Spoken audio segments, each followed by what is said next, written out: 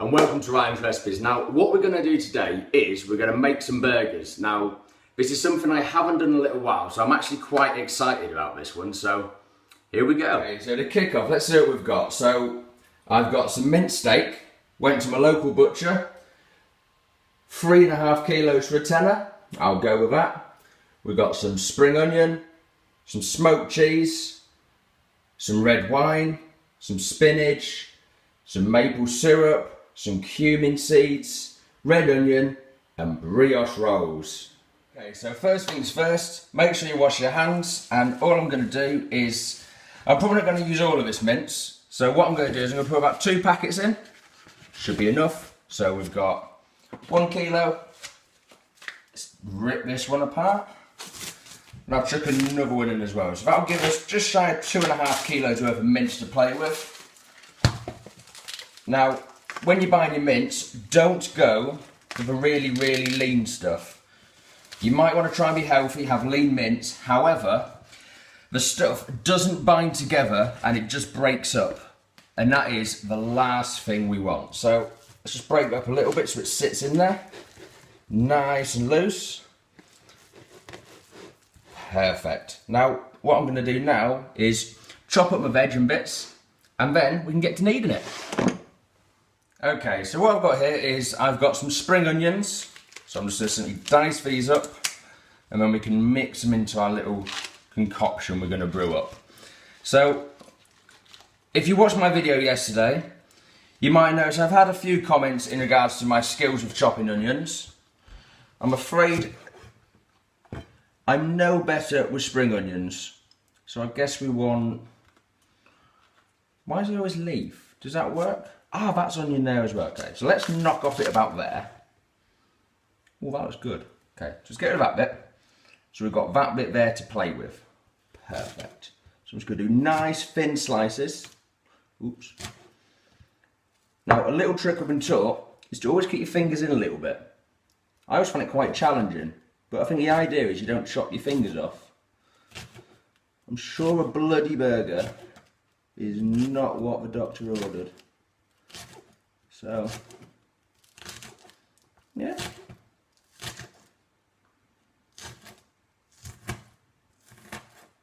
Awesome. So that's one. What I'm going to do is I'm going to actually skip forward, and I'll get another couple done while you wait. There you go. So I've skipped ahead a bit. I've got the rest of the spring onions chopped. Just doing my last one now. And considering I'd have thought these would be classed as out of season, judging on the name, they actually look quite fresh. I'm impressed. There we go. So now, what I can do, let's chuck all the rubbishy bits off the board out of the way, is I can chuck them in to the mix, and we can start mixing in a minute. So let's bring that over. Let's just slide all those in there as so. God, look at all that healthiness. And people say burgers aren't healthy. I think we're going to prove some people wrong. Okay, so to go over the mix, what we're going to do is I'm going to add some cumin. Now, I've got a new one, so come on. There we go. Above the lid. So put plenty of cumin seeds in. I'll put some more in a minute. I'll put some maple syrup in a minute as well. But my hands have just been washed. So let's knead this spring onion in. So we get a nice good mix. Whoop, steady on. Okay, so before you panic, what I've done is I've split half a mix across 2 bowls, purely just to give us a little bit of room to play with. So what I'm going to add now is I've got some red wine, got a Cabernet Sauvignon, cheapest bottle of wine I could find, lovely £3.50. So throw some of that in, stick it all together and use a bit of maple syrup, that'll sweeten it up quite nicely. Oh, some maple, a bit more. What I'm going to do is also, I'm going to stick a little bit more cumin in. add some flavour. So let's give that a bit of a stir up now. Let's get the red wine really to soak into the meat. So it's a cut and paste as much as possible. Whoop, steady on. Oh. Now you can see the meats are starting to change colour slightly as it absorbs the wine, which is just what we want. Get the flavour in. Okay, so let's start making some patties out of them. Now I'm just going to decide how big realistically I want to go. So I've got a nice sort of handful there. Let's give that a go, see how that works. Now the trick is, don't squeeze them too much. You want to go nice and gentle. What you do is going to slowly firm themselves together. So just do that. Use its own weight to knead itself together. So now you've got a nice sort of shape. What you do, gentle pressure, roll it round. So it looks like what you'd describe as a burger.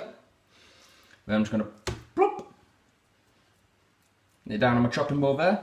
I'm just going to put one finger in the middle, just put a little bit of pressure and a little like dipple in the middle. Now all that's for is that's for when the meat cooks, it likes like folding on itself. And what that does, that like keeps it flat as it cooks.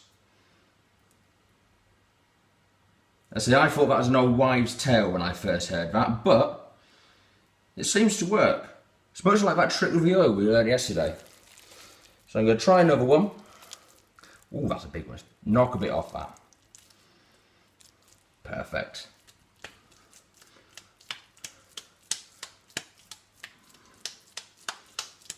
I feel like I'm playing basketball there.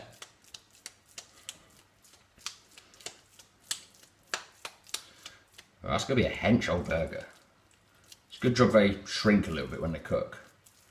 Just pat the sides, dum dum dum. Yeah, that's a bit bigger. It's alright, I only bought 8 buns. We can get away with having huge patties. Perfect. Well, what I'm going to do is I'm going to sit and play, put some more together, and then we can skip to cooking. Okay, now it's time to start cooking. Now, while I've let the burgers rest, all I've done is I've chopped a little bit of onion up in the background, because I'm sure you don't want to watch me chop more onions. So what I'm going to do is I've got a pan which got nice and warm, chuck some oil in there. I'm just going to creep the heat up a touch. That should be nice and warm. What I'm going to do is take a burger and it goes. Let it sizzle, sizzle, whizzle. Now, these are going to take a little bit of time to cook. So what I'm going to do is I'm going to like cut in and out of the long process. But while that runs there, if I go about Mr. Bachelor, what I'm going to do is I'm going to quickly sear each side and then leave it to work its magic. That'll probably take about 10 minutes or so, just to cook its way through. So we'll let it do its thing. It's about a third of the way through. What I'm going to do, I'm just going to give it a quick flip over, see how the other side's doing. So, whoop.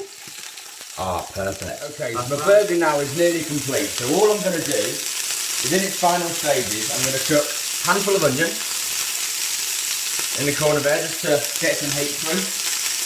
I'm going to put a little bit of maple syrup on them, just to sweeten them up just a little bit. So they're going to go in there. And what I'm going to do is I'm going to prep my brioche bun. I'm going to get a bit of spinach ready. And I'm going to also, while I do that, I'm going to put a little bit of cheese over, just to melt it off. Now, what I've gone and got is I've got German smoked cheese. A, because it's round and it's the same shape as a burger, and B, it tastes pretty damn good. So, I'm going to put a bit on there like that.